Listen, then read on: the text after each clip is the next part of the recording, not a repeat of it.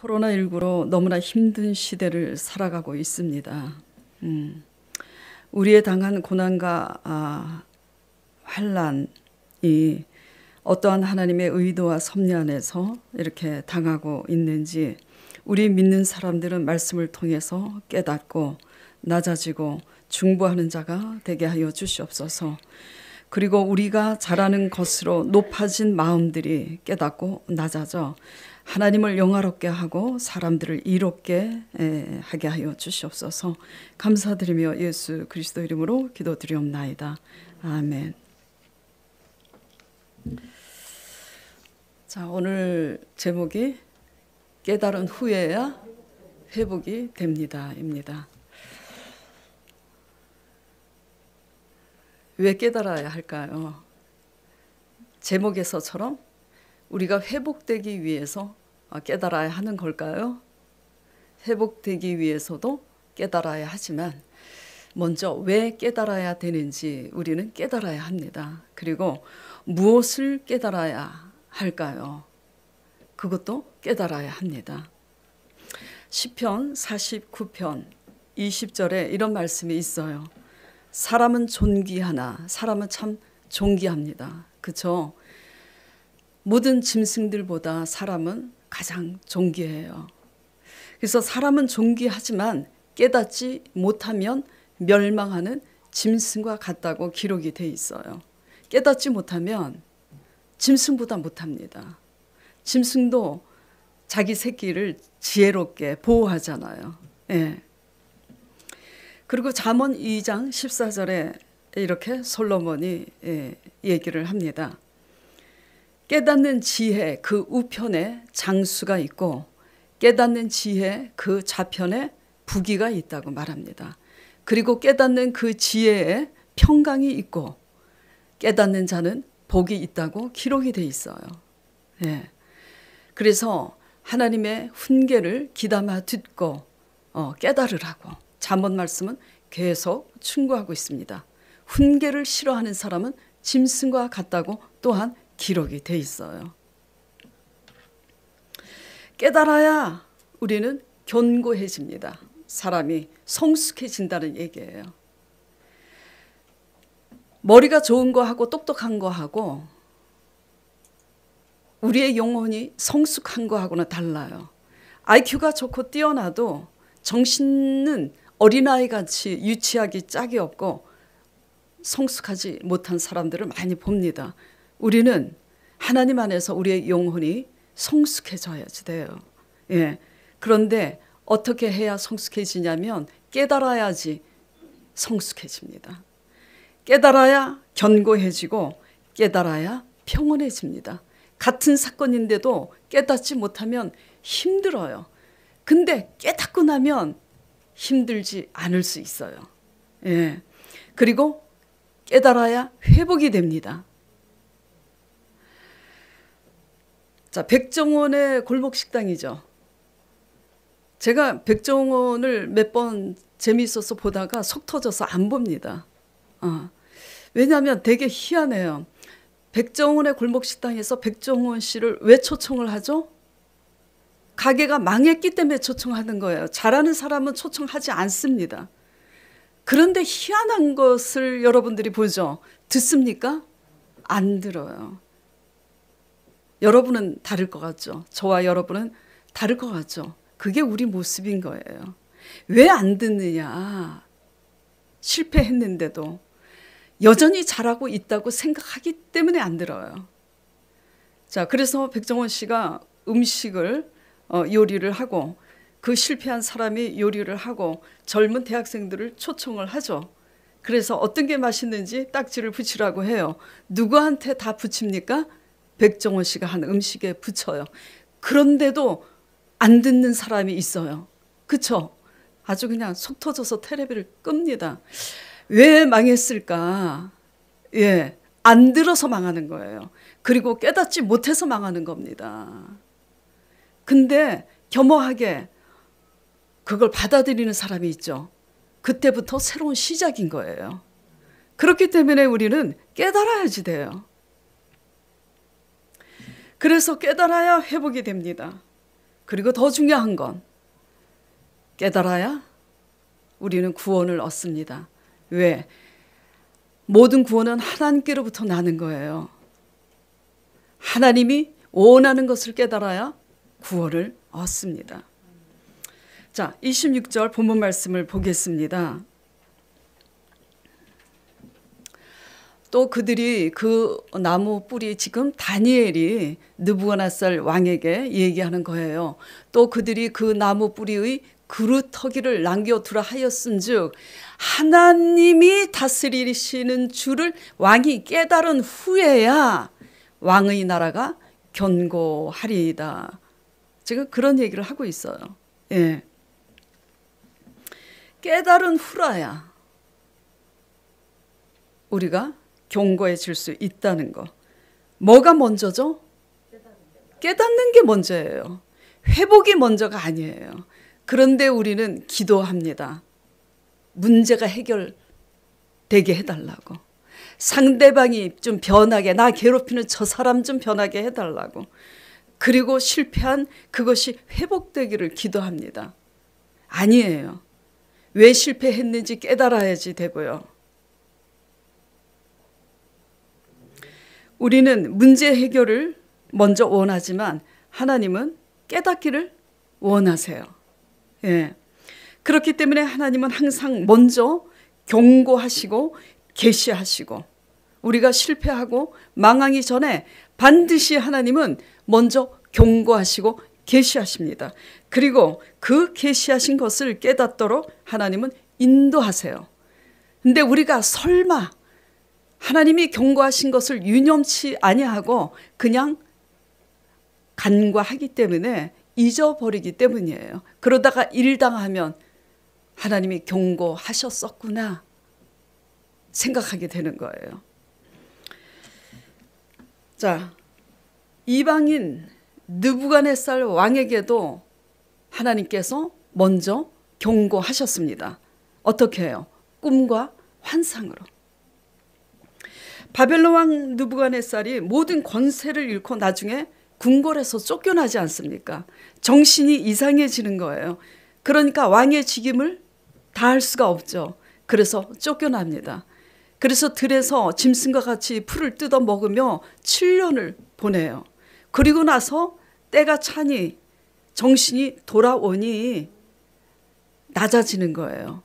그 모든 것을 하나님이 허락하시지 않았다면 내가 그 권세를 가질 수 없었음을 깨닫고 총명이 돌아온 후에 다시 궁궐로 복귀를 하고 임금으로서 하나님이 원하는 그런 자세로 나라를 지구촌을 다스리게 됩니다.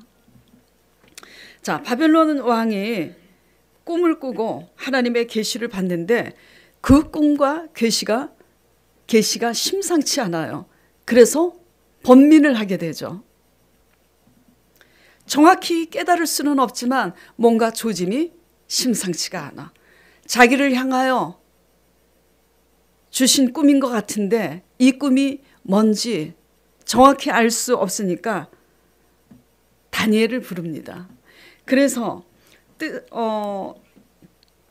다니엘을 부르는데 그래서 다니엘서 4장 9절 오늘 본문 말씀 그 전에 보면은 이렇게 왕이 다니엘을 향해서 말합니다. 내 안에는 거룩한 신들의 영이 있은즉 은밀한 것이라도 내게는 어려울 것이 없는 줄을 내가 아노니 내 꿈을 해석해서 내게 말하라고 합니다. 그렇죠? 네. 9절에 박수장 벨드사사라. 이름을 바꿨죠. 다니엘을 벨드사살이라고 왕이. 그래서 내 안에는 거룩한 신들의 영이 있은즉 어떤 은밀한 것이라도 내게는 어려운 것이 없는 줄을 내가 아노니 내 꿈에 본 환상을 내게 그 해석을 말하라 그럽니다. 그런데 참 이상한 게 있어요. 말씀을 묵상하시는 분들은 이것을 놓치지 않고 캐치를 하셨는지 모르겠지만 이 느부갓네살 왕이 다니엘을 맨 나중에 부릅니다. 그거 아세요? 네. 6절부터 다시 보겠습니다. 6절 제가 읽어드릴까요? 자, 6절에 이러므로 내가 명령을 내려서 바벨론의 모든 지혜자들을 내 앞으로 불러다가 그 꿈의 해석을 내게 알게 하라 하였더라. 그때에 박수와 술객과 갈대아 술사와 점쟁이가 들어왔으므로 내가 그 꿈을 그들에게 말하였으나 그들이 해석을 하지 못해요. 그리고 나서 내 속에는 거룩한 신들의 영이 있으니 은밀한 것이라도 너는 다 안다 하면서 그렇게 인정하는 다니엘을 언제 찾아요? 맨 나중에 찾습니다. 이게 우리의 모습이에요. 하나님을 믿노라 하면서도 내가 하고 싶은 거 다 해보고 하나님께 먼저 엎드려야 되는데 내가 하고 싶은 대로 먼저 다 하고 그리고 사람들 말을 따라서 해본 다음에 실패한 그 모든 끝에서야 우리가 하나님 말씀에 귀를 기울이잖아요. 그러세요? 안 그러세요? 찔리시죠? 예? 예. 이 이방 왕 느부갓네살 왕의 모습이 바로 우리 모습인 거예요. 아마 두려웠을 겁니다. 왜 다니엘이 어떤 사람인지 알았음에도 불구하고 왜 다니엘을 찾지 않았을까 먼저 두려웠을 거예요. 왜? 분명히 다니엘은 자신이 원하는 대로 해석을 해서 들려주지 않을 거라는 생각을 했을 거예요. 그래서 자기가 듣고 싶은 말을 듣고 싶었기 때문에 두려웠던 겁니다. 백종원의 골목시장에서 그 사람들이 그 음식을 정말 못해. 너무 못해. 그런데도 식당을 오픈한 게 얼마나 용기가 대단하죠. 그런데 왜 인정을 하지 못하느냐? 왜 인정을 안 하느냐? 인정을 하고 싶지 않은 거예요. 고집이죠. 못난 고집인 거예요. 근데 끝까지 인정 안 하면 도와줄 수가 없어요. 어쩔 수가 없죠. 인정하고 받아들인 사람만이 새로운 시작이 되는 거잖아요. 그래서 그는 다니엘을 먼저 부르지 않았어요. 예. 그 술사 박사들이 가짜로 해석들을 했을 거예요. 그렇죠? 해석 못한 사람도 있었겠지만 그런데 그들이 능히 풀지 못하더라라는 것을 어떻게 그 왕이 알았을까요? 예? 양심이 아는 겁니다. 그 다니엘을 불렀어요.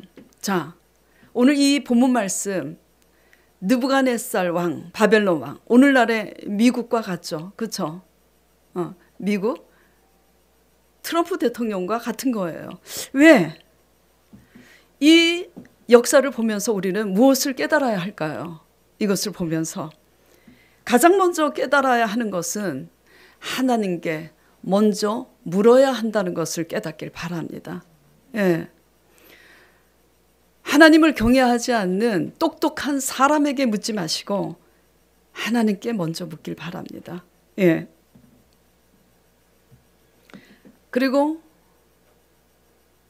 하나님께 먼저 엎드려서 하나님께 물어도 못 깨닫겠으면 믿음이 있는 하나님의 사람을 찾아서 묻기를 바랍니다. 자, 무엇을 깨달아야 할까요? 우리가 뭐 달라고, 문제 해결해 달라고 그것을 기도하기 전에 이렇게 세상 임금인 느부갓네살 왕조차도 이렇게 어리석게 하는데 이 어리석음을 버리고 무엇을 먼저 해야 되는지 깨닫는 지혜를 구하시길 바랍니다. 예. 무엇을 깨달아야 할까요? 그리고 내가 누군지 깨달아야 합니다. 자, 느부갓네살 그 왕이 결국은 궁에서 하나님께서 꾸게 하신 그 꿈과 환상대로 쫓겨나잖아요. 쫓겨나서 7년을 짐승과 같이 그렇게 보냅니다. 그 후에 다시 총명이 돌아온 후에야 무엇을 깨닫냐면 땅끝까지 닿은 그 권세, 자기의 그 권세가 하나님께서 허락하시지 않았더라면 존재할 수 없었다라는 사실을 깨닫게 되는 거예요. 누군지를 아는 겁니다. 누구예요? 바벨론 왕이라는 걸 깨닫는 거예요? 아니에요. 하나님 밑에 있는 하나님이 지으신 피조물이라는 한계를 깨닫는 겁니다. 그래서 저희가 기도할 때마다 금요 2부 기도 시간에, 그리고 우리가 새벽에, 저녁 때, 밤에 모여서 기도할 때 무슨 기도를 하냐면, 이 코로나19 어려운 전염병 시대를 살아가는 데 있어서 우리 믿는 사람들은 무엇을 기도해야 합니까? 예. 전염병이라는 그 한계 상황에서 사람들이 한계를 깨닫게 해달라고 기도를 하잖아요. 자, 코로나 전염병으로 지금 죽음을 경각에 두고 있는 사람들, 건강했을 때는 죽음을 생각해 보지 않았잖아요. 특히 젊은이가 텔레비에 나와서 얘기하는 걸 들었잖아요. 젊은 27세 군대 갔다 와서 27세 된 청년이 한 번도 죽음이라는 것을 생각해 보지 않았는데, 코로나 걸려서 중환자실에 있으면서 죽음에 대해서 다시 생각하면서 나오고 나서, 완전히 낫고 나서는 자기가 삶의 패턴이 달라졌다 그러잖아요. 생각하는 것이 무엇이 더 중요한 건지 깨닫게 되었어요. 공부보다도 더 중요한 게 사람인 것을 깨닫게 됐고, 가족의 중요성도 깨닫게 됐고, 그래서 그 살아가는 패턴이 완전히 달라진 거예요. 그래서 지금 이미 코로나로 인해서 죽어간 사람들, 죽어가는 사람은 한 명이라 할지라도 그 상처를 안고 있는 가족들은 여러 명입니다. 그럼 그 가족들이 해야 할 것은 뭘까요? 한계를 깨달아야 하는 거예요. 아무리 잘 나가고 똑똑해도 우리가 병에 걸려서 죽으면 아무것도 아니라는 존재, 그것을 깨달아야 해요. 그래서 이 코로나 위기 앞에서 하늘을 생각하고 하나님을 두려워해서 하나님 앞에 돌아올 수 있는 그 위기가 기회가 될 수 있도록 우리가 중보기도를 하고 있잖아요. 실제로 제가 몇 달 전이 아니죠. 상당히 이제 오래전에, 작년에 코로나가 시작됐을 때 그런 설교를 했었어요. 코로나 시작됐을 때, 코로나가 아주 확진 환자가 기하급수적으로 늘기 전에 초창기 때 하나님께서 햄버거 환상을 보여주시면서 전시 상황인 거, 굉장히 지금 전쟁이 일어난 것 같은 그런 위급한 상황을 느끼게 해서, 햄버거 패트가 잘못돼서 지금 이렇게 바이러스가 퍼진 건가? 그래갖고 제가 잘 모르니까 일단 햄버거 드시지 마세요, 일단 그랬잖아요. 햄버거 가게에서 들으면은 아니 모르니까. 그리고 나서 기도했어요. 하나님 왜 햄버거 환상을 보여주셨는지 깨닫게 해달라고. 근데 우리 강 목사님이 지혜롭게 딱 한마디 던지는데 그것에 의해서 깨닫게 된 거예요. 햄버거는 미국을 상징하는 것 같습니다. 목사님이 그래요. 미국? 그래서 제가 인터넷으로 찾아봤어요. 햄버거를 창시한 나라가 누군가? 미국이더라고요. 이름이 뭐였지? 아니 맥도날드 아니야.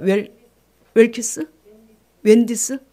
머리 딴 여자아이 나오는 그 사람이 햄버거의 최초의 창시자예요. 미국이. 그래서 깨달은 거예요. 이 코로나, 이 전염병, 하나님이 성경 말씀에 우리가 타락하면요, 칼과 기근과 전염병으로 치신다고 성경에 기록이 돼 있어요. 그래서 깨달은 겁니다. 미국, 세계 최강국. 이것이 의미하는 바, 햄버거가 의미하는 바는 미국을 상징하는데, 미국만의 문제가 아니라 그 미국은 최강국이잖아요. 교만을 상징하는구나. 그리고 실제 확진자로 죽어가는 그 숫자가 미국이 가장 많아요. 네. 그럼 미국만의 문제냐? 그래서 미국이 경제적으로도 최강국이잖아요. 그런데 코로나 전염병으로 지금 봉쇄 조치령이 내리고, 그러면서 달러 화폐 가치가 지금 날로 떨어지고 있잖아요. 경제적으로 어떻게 돼요? 하락하고 있는 거예요. 그렇게 최강국이었던 미국도 하나님이 코로나 전염병으로 치시면 아무것도 아닌 겁니다. 그 미국만의 문제냐 이거예요. 하나님을 모르는 사람은 하나님을 모르는 대로 교만하고 타락하고 음란하고, 하나님을 아는 백성들은 하나님을 알매도 불구하고 하나님 뜻대로 살지 않고 세상을 더 사랑해서 세상 사람을 더 의지하고 세상 사람들 말 쫓다가 실패하고, 이것이 다 우리의 교만 아니겠습니까? 예. 무엇을 깨달아야 하냐면 내가 누군지 깨달아야 하는 거예요. 우리가 누굽니까? 피조물인 거예요. 그리고 내가 어떤 사람인지 깨달아야 되는 거예요. 피조물로서 내가 어떤 사람인지 깨달아야 하는 거예요. 어떤 사람인가? 교만한 사람인가를 깨달아야 해요. 우리는, 저도 교만했어요. 지난주에 설교 끝나고 우리 집사님이 그런 말씀을 하시더라고요. 참 감사하더라고요. 그리고 마음이 짠했어요. 아유, 목사님, 제가 그냥 교만할 대로 교만을 다 떨다가 요 모양 요 꼴이 됐다고. 그 말을 하기가 쉽습니까? 아니에요. 그 고백을 하나님이 들으신 줄 압니다. 예, 저도 굉장히 교만했어요. 교만한 줄 몰랐어요. 우리는 다 교만해요.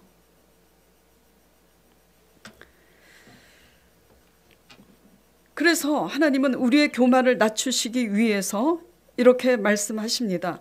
그 나무를 베어 버려라. 오늘 본문 말씀 20절, 23절 보겠습니다.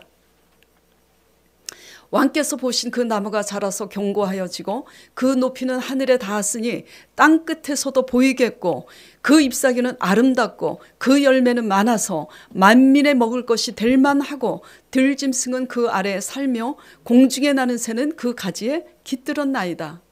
22절. 왕이여, 이 나무는 누구라고요? 곧 왕이시라. 이는 왕이 자라서 견고하여지고 창대하사 하늘에 닿으시며 권세는 땅 끝까지 미치심이니이다. 23절. 왕이 보신즉 한 순절자, 그 한 거룩한 자가 하늘에서 내려와 이르기를 그 나무를 베어 없애라. 그러나 그 뿌리의 그루터기는 땅에 남겨두고 그 나무를 베어 없애라고 하잖아요. 왜? 피조물인 걸 모르고, 자기 권세가 하늘 높이 닿았으니 하늘 높은 줄 모르고 하늘이 두려운 줄 모르고 약소 국가를 압제하고 약한 자를 조롱하고 무시하니 하나님이 그 교만한 것을 베어버리라. 예, 저도 베어버림을 여러 번 당했습니다. 왜? 속으로 하나님 믿으니까 겉으로는 내세가 나는데 속으로 무시해요. 어떻게 저럴 수가 있지? 사람인데. 그냥 하나님이 어느 날 찾아오셔서 너 속으로 사람을 무시하지 않느냐? 너 그들을 위해서 울 수 있느냐? 내가 그들을 위해서 죽었노라. 제가 그래서 밥 먹다가 그냥 울음을 그냥 참을 수가 없어서 맛있는 외식하려고 나가는데 그때 그 말씀을 하셔. 먹을 자격도 없는 거야. 그래서 울다가 우리 강 목사님한테 야단 맞았잖아요. 왜 맛있는 밥 앞에서 울고 야단이냐고. 우리는요, 다 자기 기준에서 상대방을 무시합니다. 누구 기준에서요? 내 기준에서. 그래서 하나님은 너나 할 것 없이 맞춤형으로 하나님이 우리의 교만을 낮추시기 위해서 베어버립니다. 예. 왜 배임을 당하는 걸까? 왜 잘리는 걸까? 깨달아야지 돼요. 예. 우리는 우리 자신을 알아야 합니다. 무엇을 알아야 되느냐?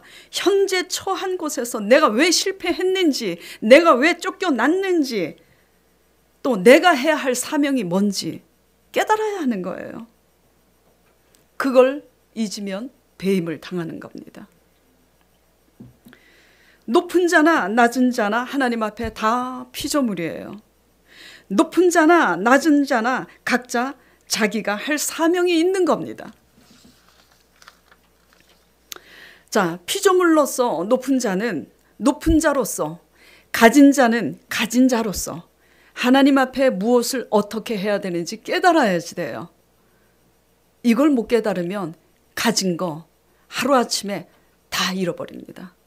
자, 그러면 낮은 자는 낮은 자로서, 없는 자는 없는 자로서 하나님 앞에 무엇을 해야 되는지 또 깨달아야지 돼요. 이것을 깨닫지 못하는 것이 교만입니다. 내가 음식을 지지리도 못해서 내 식당이 망했는데도 그것을 인정하지 못하면 그게 교만이잖아요. 예. 자, 제가 하나 여쭤볼게요. 대답을 솔직히 하세요. 자, 어떤 회사에선 300만 원 준다고 합니다. 또 다른 회사에서는 500만 원을 준다고 그래요. 여러분들은 어디를 선택할 거예요? 솔직히 500만 원 주는 데를 선택을 하죠. 300만 원 선택하는 바보가 어디 있어요? 자, 그러면 그 다음에 또 여쭤볼게요. 알고 봤더니 300만 원 준다고 하는 곳에는 내가 제일 많이 받는 거야. 알고 봤더니. 다른 사람들은 다 200만 원 받아. 나만 300만 원 준대. 그리고 500만 원 준다는 데를 알고 봤더니 나만 500만 원 받아. 다른 사람은 다 1000만 원 받아. 자, 이렇게 되면 여러분들이 선택을 쉽게 하겠어요? 욕심에 돈에 눈이 어두우면 그까짓 거 자존심 내려놓고 가지. 그래서 500을 선택할 수는 있겠지만 당장은 그 500을 받아서 좋을지는 몰라도 살아가는 세월이 고달픈 겁니다.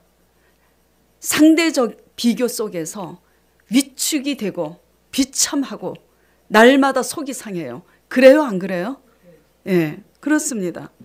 이게 무슨 말이냐면 우리 자신을 알면은 상대적인 빈곤 속에서 원망하거나 괴로워하거나 갈등하지 않고 300이 작아도 감사하고 행복할 수 있다라는 거예요. 근데 내 자신을 모를 때는 500을 준다고 덥석 물다가 비참해지는 겁니다. 아시겠어요? 예. 분수를 알아야지 돼요. 하나님께서는 우리를 왜 베어버리느냐? 피조물이라는 것을 깨닫게 하고요. 질서를 깨닫기 위해서 우리를 베십니다. 우리의 교만을 깨트리는 거예요.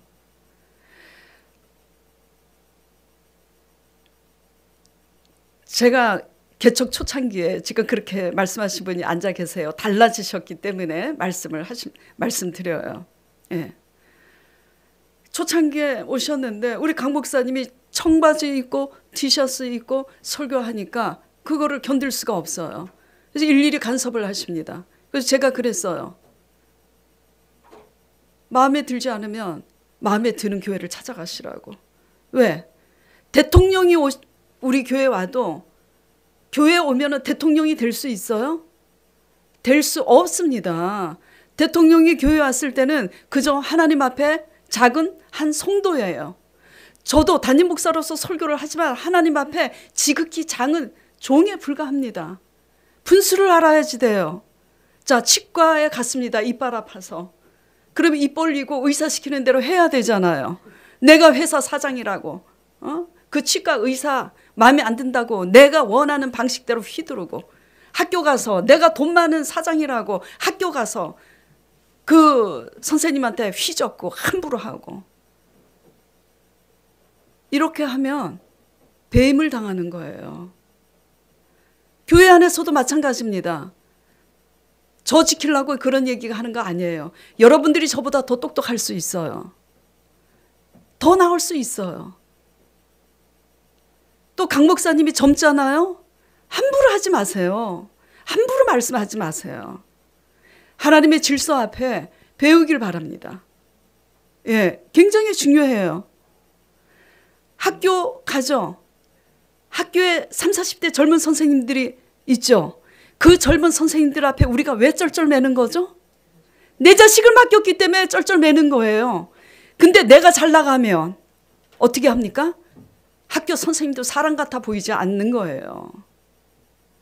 우리가 그렇게 믿는 자로서 그렇게 나아가면 하나님이 어느 날 하루아침에 베어버리는 겁니다.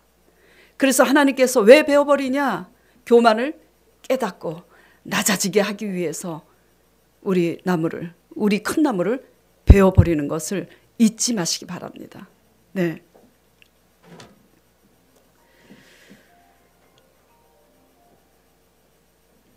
모든 권세를 왜 주셨는지, 왜 많은 것을 주셨는지 우리는 깨달아야 하고, 왜 모든 것을 나에게는 허락하지 않으셨는지 또한 깨달아야 되는 줄 믿으시기 바랍니다. 네. 자, 생명의 삶 묵상 에세이란에 헬무드 틸리게라는 신학자가 이런 글을 썼어요. 모든 희망을 잃고 빈털터리가 된 사람이 깨닫는 것은 하나님이 전부임을 그때서야 깨닫는다고. 네. 어떤 사람에게는 왜 큰 권세를 주셨고 왜 많은 것을 주셨는지, 또 어떤 이에게는 왜 모든 것을 다 걷어가시는지 우리는 하나님 앞에서 피조물로서 깨닫기를 바랍니다. 네. 깨달은 후에야 견고해집니다. 깨달은 후에야 뭘 깨닫냐면 그때서야 하나님이 다스린 줄 알아요. 26절 보겠습니다. 하나님이 하셨음을 알게 됩니다. 자, 26절 다시 보겠습니다. 하나님이 또 그들이 그 나무 뿌리의 그루터기를 남겨두라 하였은즉 다 배임을 당하고 그루터기밖에 남은 것이 없을 때야 비로소 뭘 깨닫냐면 하나님이 다스리는 줄을 아는 거예요. 그래서 그걸 깨달을 때야 그저 내 기준에서 내가 내 자식을 내가 원하는 대로 훈계하고 야단치고 내 배우자도 내가 원하는 대로 그냥 싸우고 다투고 했던 이 모든 것을 내려놓는 것을 배우는 거예요. 내가 한다고 되는 게 없구나. 내가 할 수 있는 게 없구나는 것을 배임을 당한 후에 깨닫는 겁니다. 하나님이 다스리시는 줄을 그때서야 깨닫는 거예요. 저도 마찬가지예요. 제 아들에게 그렇게 했어요. 하나님 때문에 깨달았어요. 아들한테 미안하다고 했어요. 그래서 그런지 저희 교회 성도들은 다 저와 같은 분들이 와요. 그래서 제 설교를 듣고 다 자녀들한테 1차로 하는 것이 자식들한테 미안하다고 고백하는 거. 그게 먼저 되더라고요. 아유, 참 내가 좀 잘난 사람이었으면 좋았을걸. 예. 하나님이 모든 것을 다스린 줄 믿으시기 바랍니다. 예. 모든 것을 내가 똑똑하고 재능이 있고 내가 돈 잘 벌고 내가 가진 것이 많고 권세가 있고 누가 다 허락하신 거예요? 하나님이 주신 거예요. 깨달아야 하나님이 허락하시지 않으면 우리 자신이 아무것도 아니라는 것을 그때서야 깨닫습니다.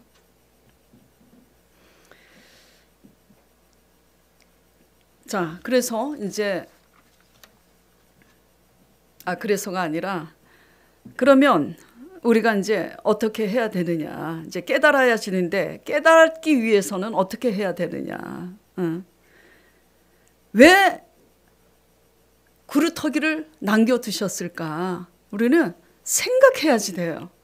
뿌리채, 송두리채 뽑아서 갖다 버릴 수도 있잖아요. 그냥 느부갓네살 왕이 정신병에 걸려서 궁궐에서 쫓겨나서 7년을 그렇게 살게 하는 게 아니라 영원히 그렇게 살다 가게 하실 수도 있었잖아요. 그런데 왜 그렇게 하셨을까? 뿌리채, 송두리채 뽑아서 갖다 버리지 않고 왜 남겨두셨을까? 깨달으라고 남겨둔 겁니다. 7년이 지난 후에 깨달으라고. 그리고 남겨둔 그루터기는 뿌리를 통해서 양분을 받잖아요. 비가 내리면 물을 흡수하잖아요. 그래서 그루터기에서 싹이 나고 자랄 수 있잖아요. 하나님은 그런 분이십니다. 그렇기 때문에 그루터기만 남았다고 낙심하지 마시고, 그루터기만 남았다고 좌절하지 마시고, 그루터기만 남았을지라도 먼저 감사하시기 바랍니다. 추수감사절에 이런 설교 제목으로 우리가 은혜를 나눴잖아요. 감사가 나를 살립니다. 예. 남은 게 그것뿐일지라도 감사함으로 사는 역사가 있길 바랍니다. 그리고 그 다음 주에 전번주 설교에 뭘 했죠? 뜻을 정해야 은혜가 임합니다. 남은 게 고작 그것뿐일지라도 뜻을 정하고 내가 스스로 할 수 있는 일을 하시길 바랍니다. 예. 뭐가 없고 내 몸이 어떻고 핑계대지 마시고 하나님 말씀 보고 중보기도 믿음으로 얼마든지 할 수 있잖아요. 예. 근데 그것마저도 하기 싫으니까 그것마저도 하기 싫으면 남은 것은 그냥 뿌리채 뽑혀서 나가서 버림받는 것밖에는 아무것도 남은 게 없어요. 회복하시기 원한다면 남은 것에서 뜻을 정하고 하나님의 은혜가 있기를 바라며 남은 것에서 깨닫는 은혜가 임하기를 간절히 축원드립니다. 예. 자, 잘 나갈 때 우리가 스스로 배워야 할 게 뭔가 마음을 동이고 내가 스스로 배지 못하면 크게 송두리째 정말로 배임을 당하는 날이 와요. 자, 제가 일전에 몇 년 전에 한번 그런 얘기를 한 적이 있어요. 제가 제자 사역을 할 때 한 집사님이 제자 양육을 받고 은혜를 받고 난 다음에 고백을 하더라고요. 어떤 고백? 장사가 너무 잘 돼가지고 33평 아파트에서 살면서 70평 고급 빌라를 샀어요. 그리고 당국대 앞에 여기 죽전 당국대 앞에 상가도 샀어요. 그리고 또 뭐도 했다 그랬지? 그리고 장사가 너무 잘 돼. 그래서 그분이 생각을 했대요. 아, 몇 평 아파트는 큰 아들 주고 몇 평은 누굴 주고 작은 아들을 주고 상가는 어떻게 하고 이제 하나님이 없이도 내가 살 수 있겠구나. 그 마음의 생각을 한 후부터 기울어지기 시작하더니 70평 빌라 날아가고 당국대 앞에 상가 날아가고 33평 살고 있는 집 날아가고 구미동에서 흑돼지 삼겹살 장사 제일 잘 됐어요. 자주 가서 먹었죠. 네. 그 가게도 날아갔어요. 그래서 파산 신청하고 하루아침에 보따리 싸고 도망갈 수밖에 없는 그런 신세까지 전락을 하게 됩니다. 자, 이제 우리 아들 얘기를 하겠습니다. 우리 아들이 너무 사업이 잘 돼가지고 자기가 마음 먹은 대로 다 되니까 자기가 신인 줄 알았대요. 저한테 그 고백을 하더라고요. 깜짝 놀랐어요. 우리 아들은 하나님을 경험한 아들이에요. 어떻게 아무리 잘 나가도 그렇지 그런 생각을 할 수가 있지? 아들한테 그렇게 묻지는 않았어요. 근데 깜짝 놀랐어요. 우리 아들이 솔직하게 고백을 하니까. 그런데 내가 신인 줄 알고 있을 그때로부터 자기 사업이 기울기를 시작하면서 완전히 바닥을 쳤답니다. 아멘? 그리고 우리 아들이 깨달았다고 저한테 얘기를 해요. 엄마, 내가 너무 자만했다고. 내가 너무 교만했었다고. 그걸 깨닫고 나서 다시 회복을 했어요. 아멘? 자,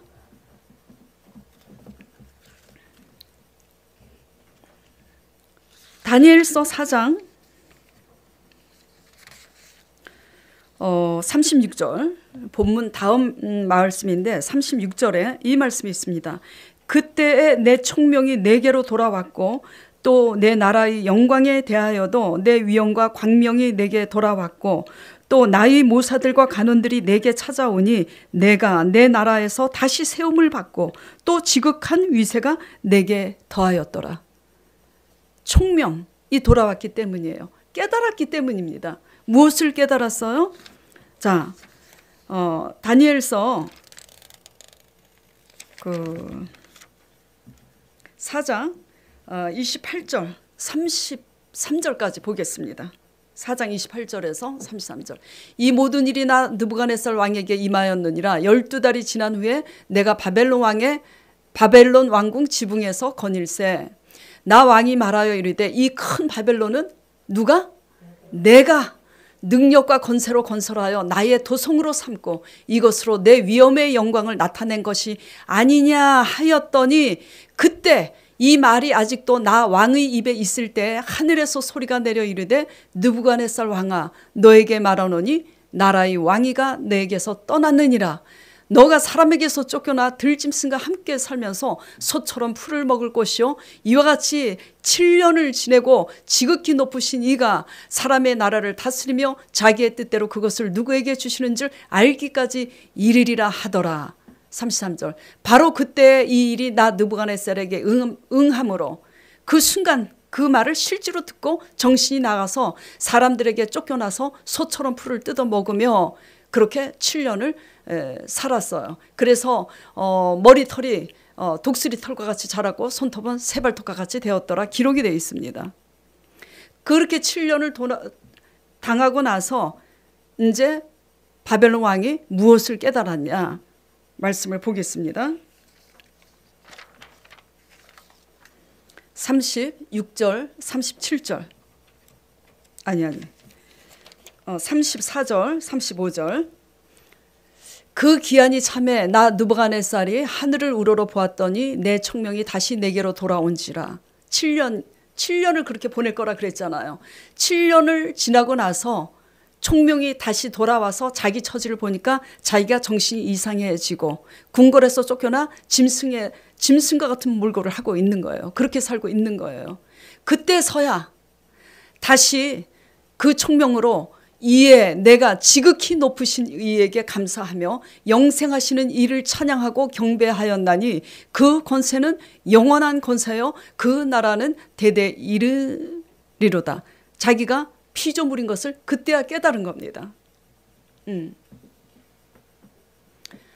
땅의 모든 사람들을 없는 것 같이 여기시며 하늘의 군대에서도 이거 생략하고요. 36절 그래서 그 고백을 하니까 내가 했다고 그렇게 자만했을 때는 그렇게 하나님께서 계시한 대로 쫓겨나서 짐승의 떼와 같이 그렇게 살다가 그 총명이 돌아와서 깨달아서 하나님께 영광을 돌리고 피조물인 것을 깨닫고 자기 사명을 깨달았을 때 나라의 영광도 자기의 위엄과 권사도 다시 회복하게 되었더라. 지금 이 말씀을 하고 있는 겁니다. 그러니까 여러분이 당한 고난과 환난 속에서 깨닫기를 바랍니다. 환난을 당한 자는 하나님 약속의 말씀을 붙잡고 부르짖고 회개하시길 바랍니다. 예, 정말 하나님께서 그거 하시려고 하나님께서 그렇게 하게 하신 거예요. 다 환난을 또 당했다고 다 하나님께서 그렇게 하신 건 또 아니에요. 누구지? 모든 것을 다 이뤘는데도 원망하지 않은 욥이 이 땅에서 그렇게 정말 의인자는 볼 자가 없었다 그랬잖아요.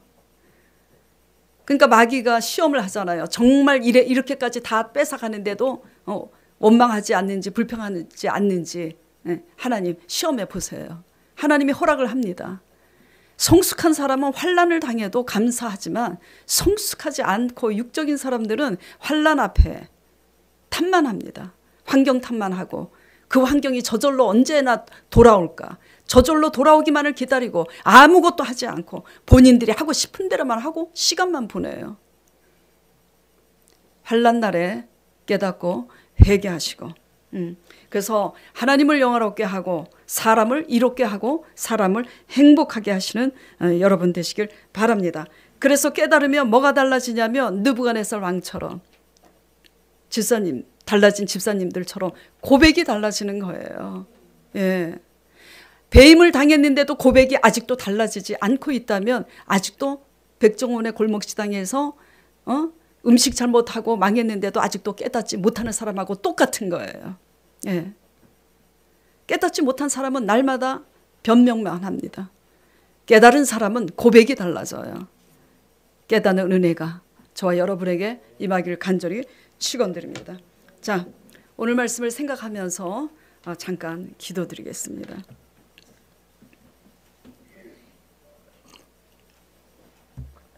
하나님 아버지,